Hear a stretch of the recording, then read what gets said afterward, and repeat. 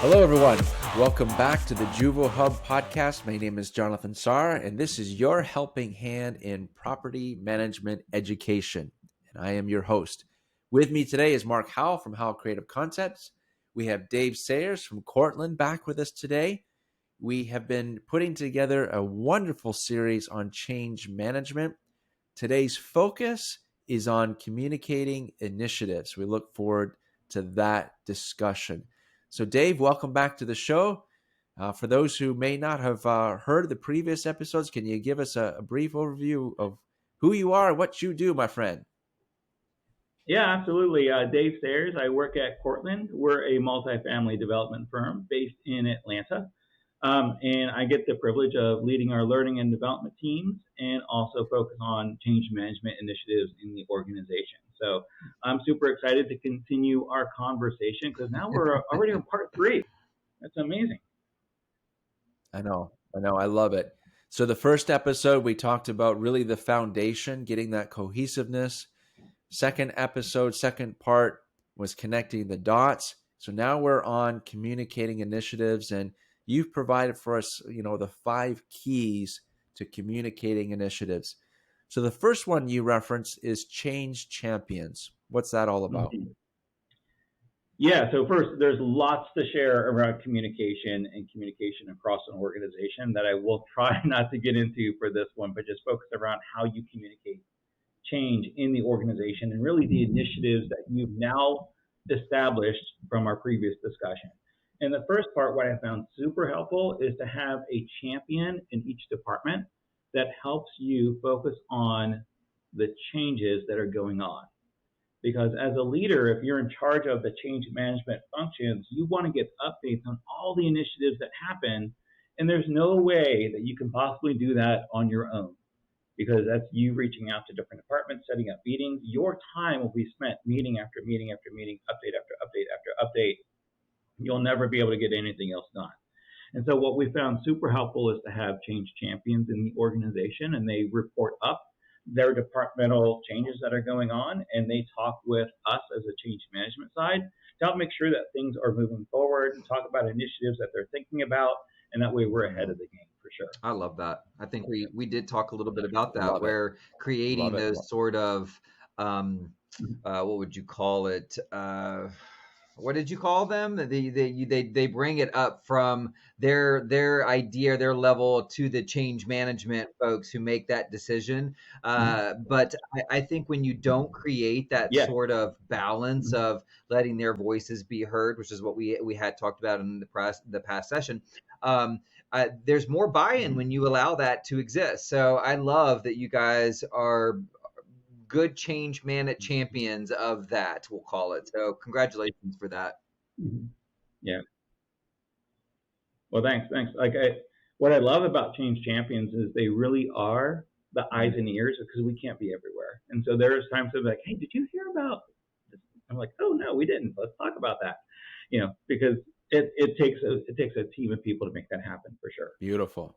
So that's our first point. I love this second one too. Sprints as being part of a communication initiative. I'd never really heard of what a sprint was up until a couple of years ago from another organization. So what are those and how do they relate to communication? Yeah. And I think we're all under the same boat till we get that opportunity to learn about it, and that's why we talk about training employees so much. I used to think sprint was like, we're going to go somewhere. Like, let's go sprint over to Starbucks and get a coffee, that type of thing. But what we really found helpful on sprints is that they're quick meetings. We're talking 15 minutes. And for some of our initiatives, we have them twice a week. And the goal is just to talk about what we're working on, what backlogs we're seeing, what planning do we need to do, what implementations do we want to seek out. And we're just working through those little things that we want to accomplish before the next sprint. And the reason why I say it's a communication opportunity is because sometimes people look at sprints, they're like, oh man, it's twice a week. It's 15 minutes. That's not important. Because I got a 2-hour meeting and they prioritize by time. But sprints are super important because you can get in, get the information you need. You learn about what other people are doing inside of that initiative, and then you can jump back out and you keep going. And there are times, guys, when I've been in a sprint and I'm like, even for myself, I'm like, okay, this is going to be easy. Like we'll be in 15 minutes and all of a sudden like something pops up. We're like, oh, does that relate to this? And how does that move forward? Because there's other initiatives we have going on. So I would say if you are assigned to be in a sprint, do not miss the sprint, because the sprints are the important piece of the project management. Like it. Yeah. Love it. Yeah. I've heard other phrases. I don't know about you, Mark, but I've heard, sync ups or quick collabs, and there's a lot of different ways to approach this really critical component of communication. But yeah, no, I love it. I love it. Any thoughts on that, Mark? Or? Yeah, I worked with an organization. They called it a team huddle. But yeah, you have to huddle together and kind of figure out your next play. So it's fascinating to me, though, Dave. I don't know how you guys handle with your on-site teams. When I go out to some of my clients' sites and I'll ask them, are you having a weekly meeting? To me, that's a fundamental thing. Like, you should be meeting every week. Forget just even the huddle or the sprint.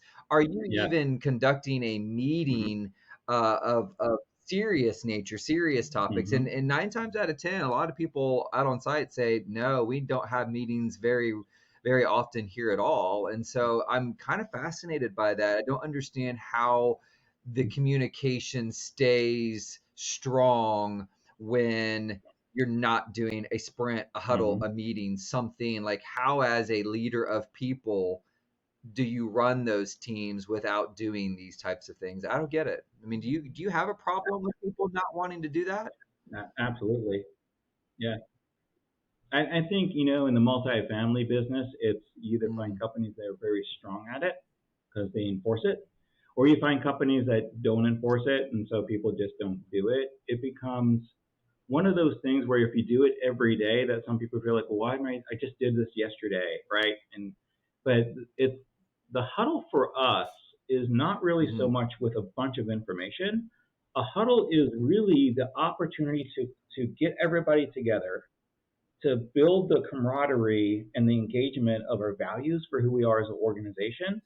They're the opportunity to really help our associates take what they currently have in their own personal life and remove it for that time and focus on work.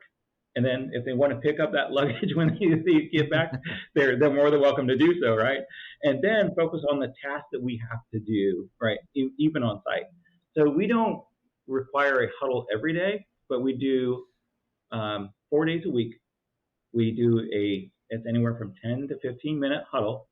And then once a week, we do a full team meeting on each site. And that team meeting could be anywhere up to 60 minutes where we're talking about details.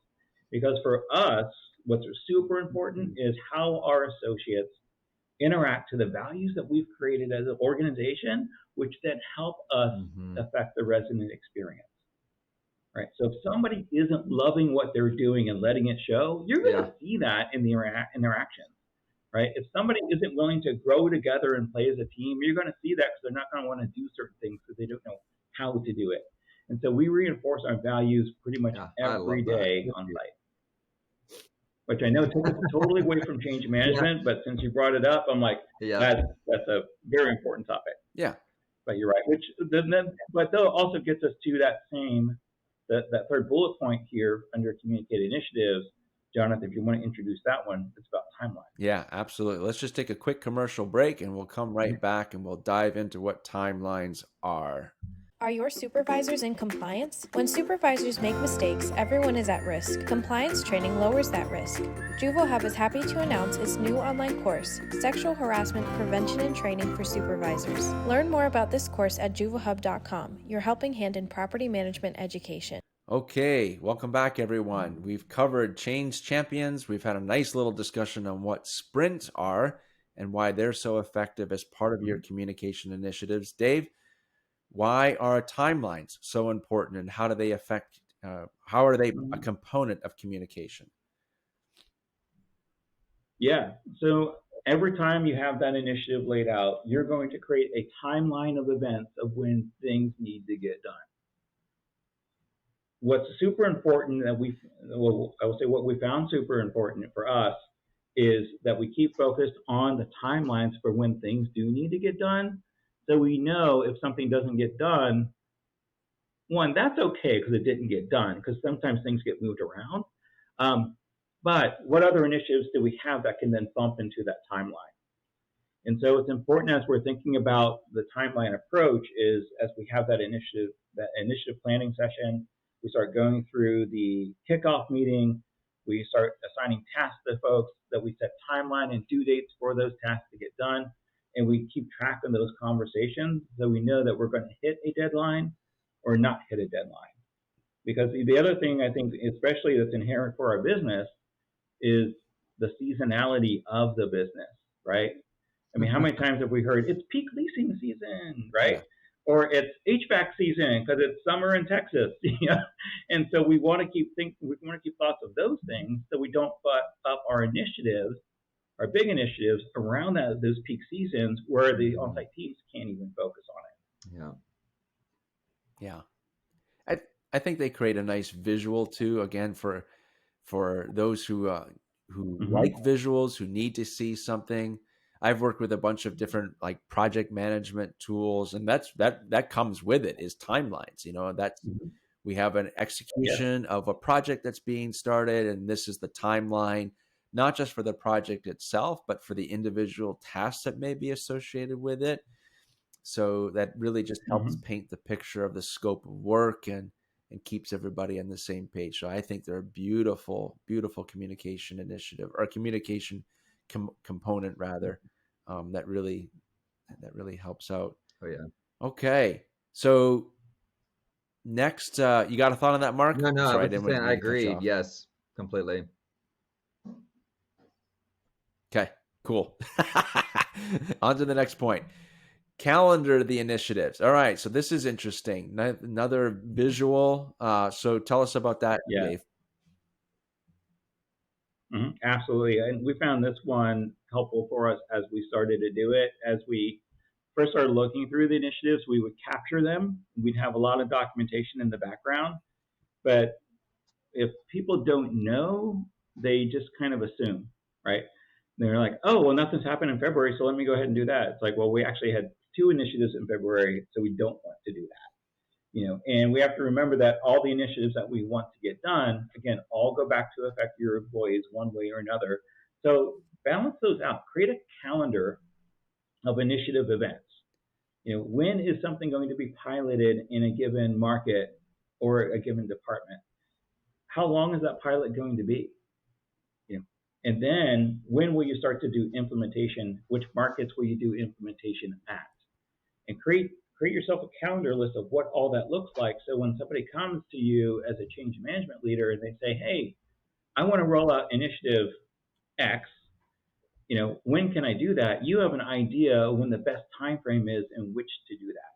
Because what the project owners want, and I think what the company wants just as much, is when we roll out an initiative, they want to feel like my initiative is being prioritized. That then once it's prioritized, the associates that are learning of the initiative and soaking it in that rollout will then focus on that initiative.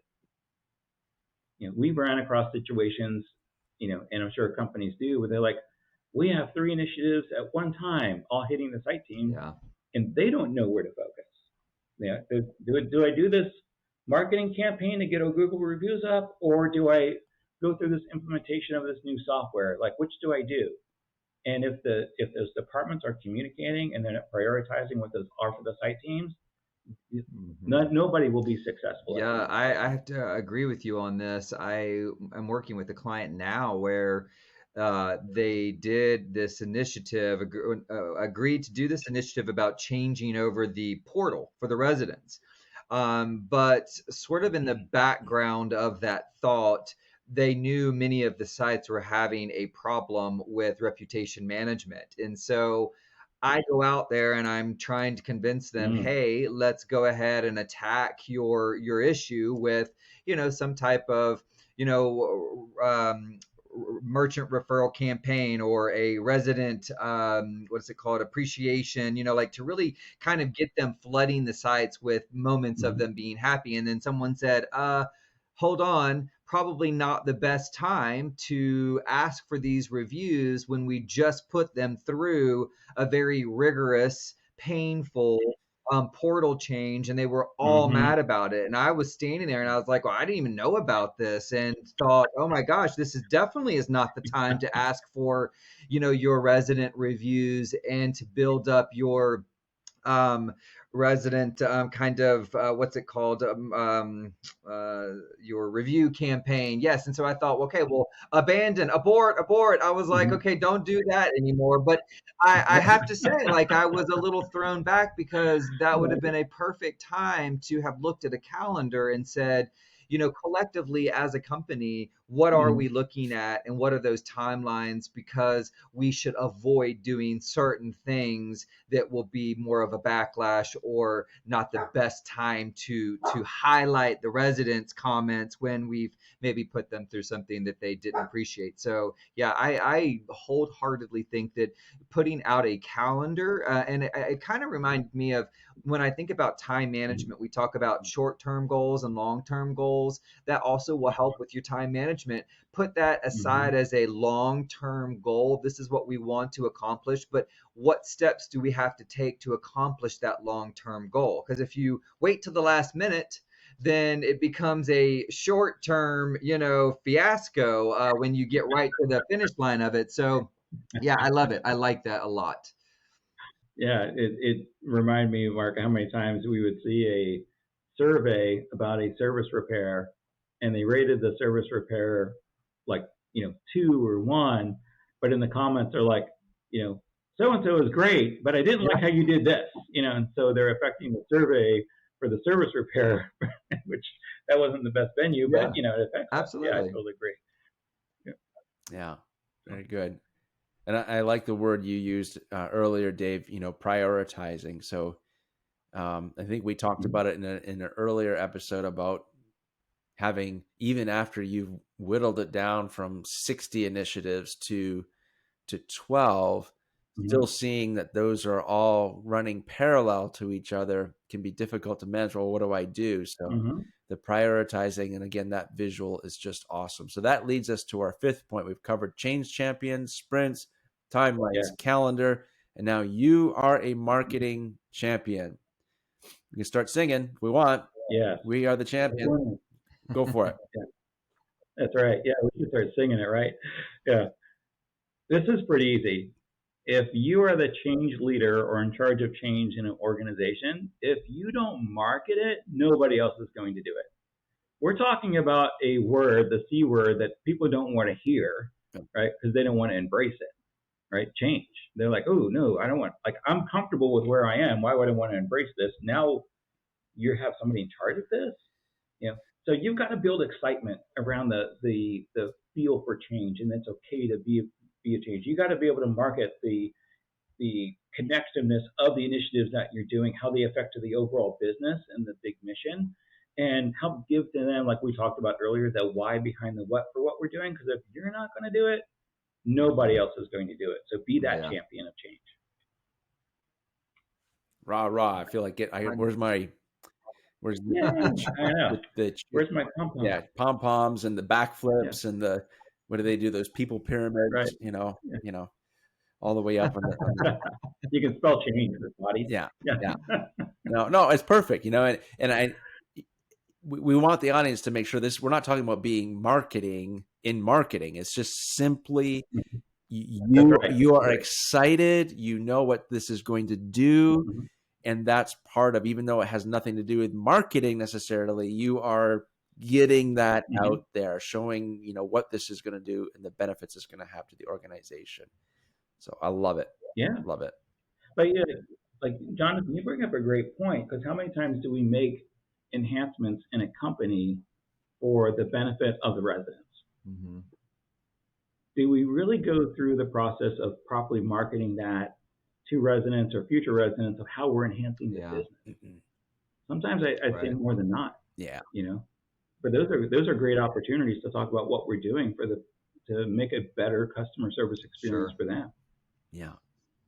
So critical. So I love it. I love where this session itself has gone. under the umbrella of change management, and then the communication.